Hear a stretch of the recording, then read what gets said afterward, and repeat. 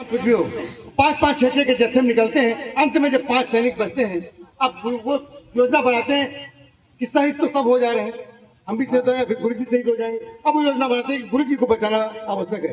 तब निवेदन करते हैं, अब 5-6 सैनिक बोले पर बात ध्यान के लायक है। अब 5-6 सैनिक बोले पर बात ध्यान के लायक है। हम लोगों से भी कहीं यदि प्रभु का जीना आवश्यक है, मैं तुमको छोड़ निकल जाऊं, ये कैसे संभव हो सकता है? मैं तुमको छोड़ निकल जाऊं, ये कैसे संभव हो सकता है? आएगा मुझ पर जो कलंक, फिर उसे कौन धो सकता है? आएगा मुझ पर जो कलंक, फिर उसे कौन धो सकता है? अब वो पांचों प्यारे रास्ता बतलाते हैं कि एक रास्ता है जिससे हम आपको निकाल सकते हैं। क्या बताओ? रास्ता भी बताते हैं और ऐसा आदेश करते हैं जो सिख धर्म में अनिवार्य होता है कि दुश्मन को भ्रमित किया जाए, दुश्मन को भ्रमित किया जाए, है एक युग की अवशेष यही, दुश्मन को भ्रमित किया जाए, है एक युग की अवशेष यही।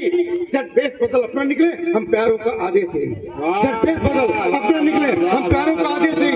सरदार सिख परंपरा में पंच प्यारे जो आदेश करते हैं मानना पड़ेगा। आप आपस में कंगी परिवर्तन कर टूट पड़े का दल पर दुश्मन पर भारी सिद्ध हुए, वो निरंकार के संबल पर अनगिनत शत्रु संख्या समक्ष, अनगिनत शत्रु संख्या समक्ष वे पांचों मां पर वार गए, अनगिनत शत्रु संख्या समक्ष वे पांचों मां पर वार गए।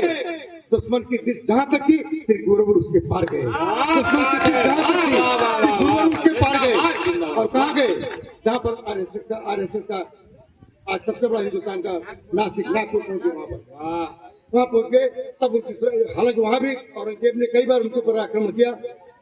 वो औरंगजेब जो किसी से नहीं हारा, जब गुरु गोविंद सिंह का विजयनामा उनके पास जाता है, वो पत्र पढ़ करके औरंगजेब कहता था कि मैं इस सब जो कर रहा हूँ इबादत कर रहा हूँ, तो एक विजयनामा विजय पत्र लिखा। कहा कि औरंगजेब तुम समझते हो कि हम ईश्वर की इबादत कर रहे हैं? तुम ईश्वर की बातों तो जाने, तुम ईश्वर का एक बंदा नहीं हो सकते। तुमको ईश्वर कैसे स्वीकार करता है? तुम ईश्वर के बंदा भी साबित नहीं हो सकते। और ये पत्र पढ़ करके वो औरंगजेब पत्र पढ़ करके मर गया।